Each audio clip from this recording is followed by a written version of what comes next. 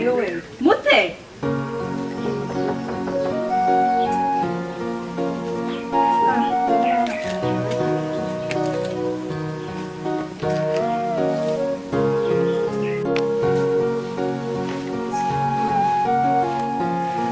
Asiwe.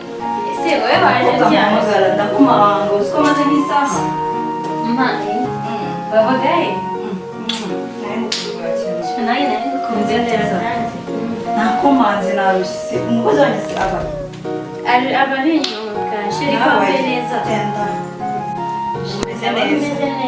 Siko ndi kubona wabaye agaturage. Se kuntunguye naye ndi muri equipe naye nibereye mu cyumba. Birindura kwanza mbanze ndabibe. Ariko Imana iraremba use nkawe ngadabera ibisatsi. Umwana usa nawe ubwo.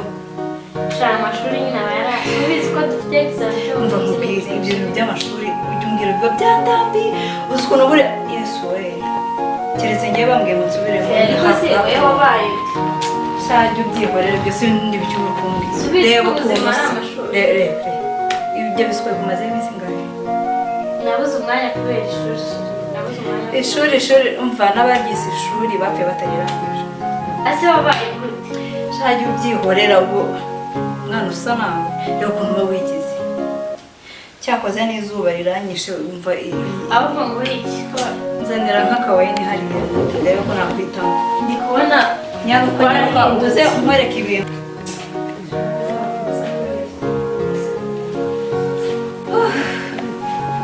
seje bikomba n'abahindutse ahinduka se kugira ngo ngewe nkomeze nk'umuturage ntabwo ngaho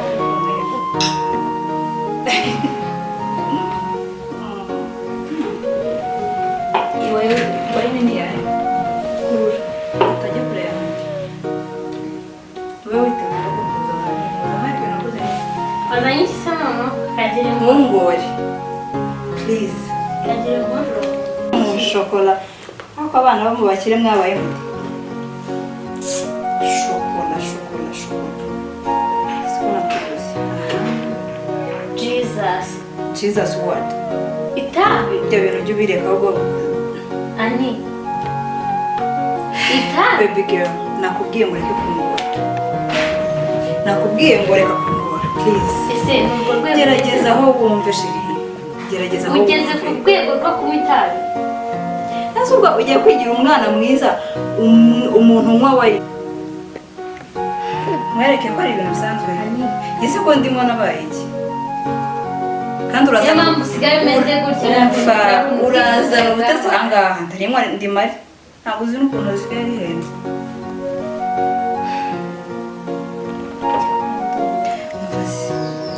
ahubwo se mu rugo barahari akaba ariyo mpamvu ufite ubwoba bwo kugira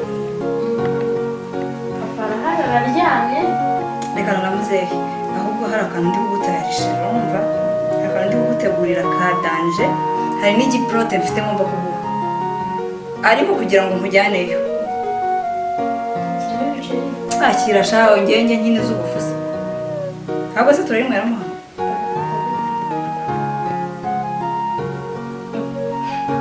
ariko se uzaba umuturage kugeza ryari koko ubu tuvuge ko kuva wavuka utarabona umuntu nabishoboye cyakoze abana bo mu bikoma disi umva ndaje nkwigisha umugi wagira neza zana akabiriti kubera ko muzehe harimo hano tujye kurinywera hanze sinabonye wakira cyangwa ashaka usigaye urinywa ntumbwire mana we no kuri fata ubona bitari byananiye ubu nyigisha mudabizi tugire yatarabyuka ubundi wowe utumvangije tujye hanze sibyo ataza kubyumva mani noneho kiriya gisazi ukuntu mba mbona noneho kigiramo hanze ariko ntare tujye hanze sibyo ibyo fureshi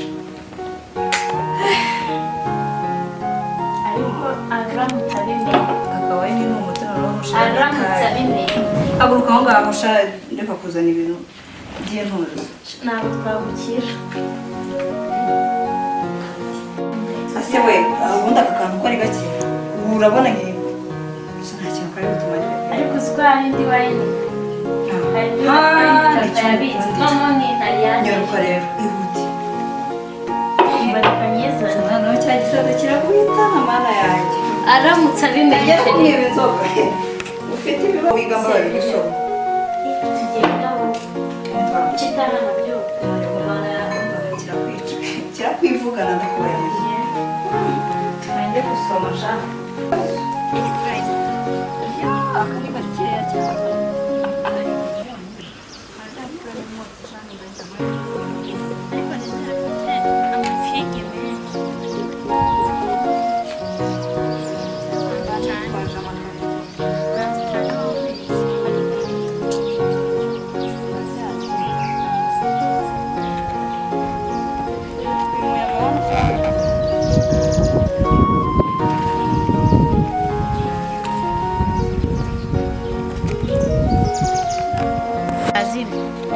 hanze ngenda ajya no munsi y'intebe ari kunyatsi usetsa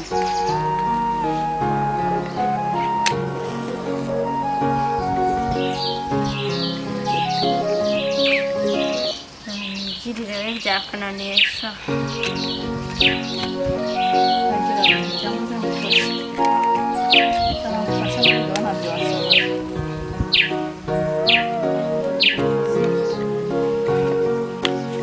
ikintu ngiye kugukorera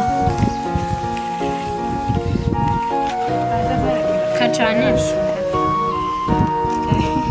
atanu umuyaga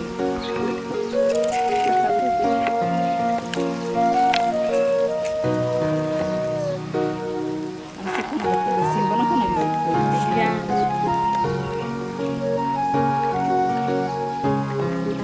turabigenza gute urajya gucana kuri gare cyangwa urashaka kumara ikibiriti cy'umusaza reka mwereke ndashaka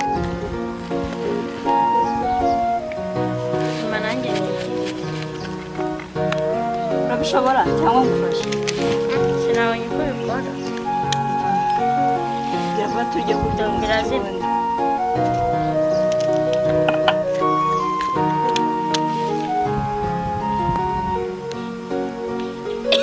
hano hantu hari umuyaga sheri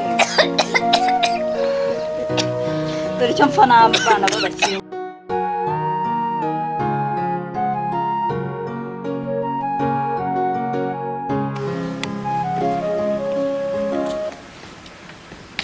kubongerera kutajya kuna kugenda urumva aricyo bitwaye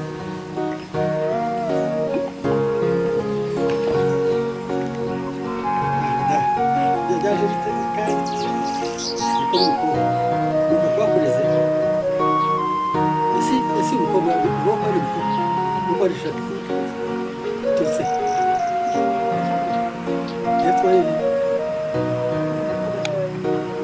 nari nakubwiye twumvikanirije izo ngeso muzanye hano mu rugo rwanjye sinabishaka kandi sizasukura uriya kandi nawe cika kuri uno mukobwa urumva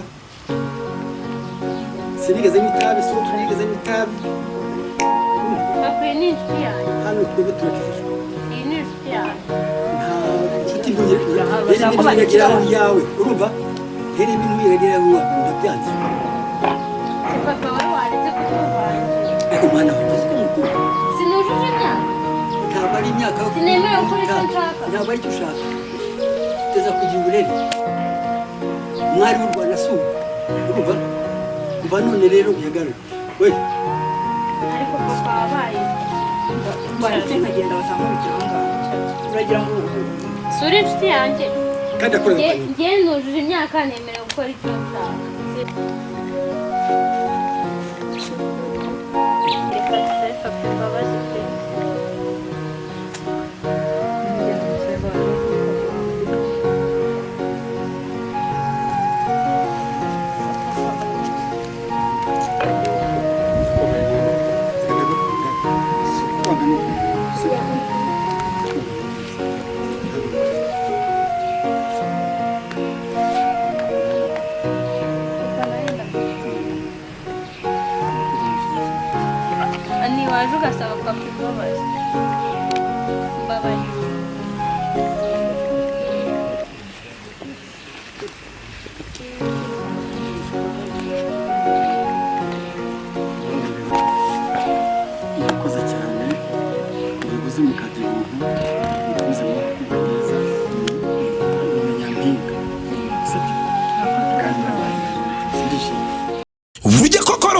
nziza itura mu mubiri muzima, kandi umubiri muzima ukagirwa no gufata amafunguro meza. Ni muri urwo rwego rero kuri Essence ya Kivu Hotel bifuza gusohokera ahantu heza hatuje hakataraboneka, wiyumvira n'amahumbezi y'ikiyaga cya Kivu. Igisubizo ni Essence ya Kivu Hotel.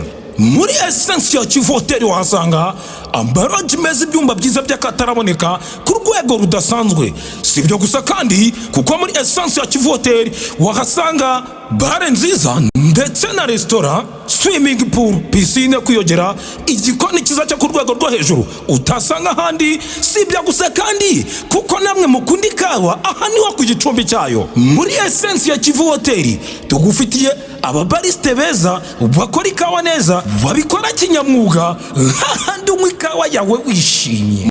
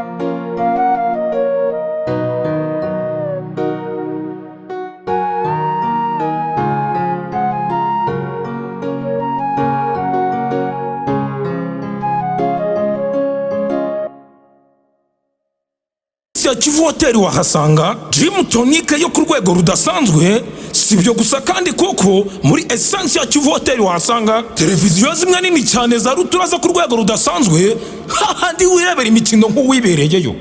Essence ya Kivu Hotel mwadusanga mu karere ka Rusizi, ahazwi ho muri Karambo, ku muhanda ujya ku cyicaro gikuru cya polisi, cyangwa ukaduhamagara kuri 079 59 39 791. Murakaza neza kuri Essence ya Kivu Hotel. Umukiriya ni umwami, umukiriya ni umwami. Iyi niyo paradizo mwahoze mwifuza.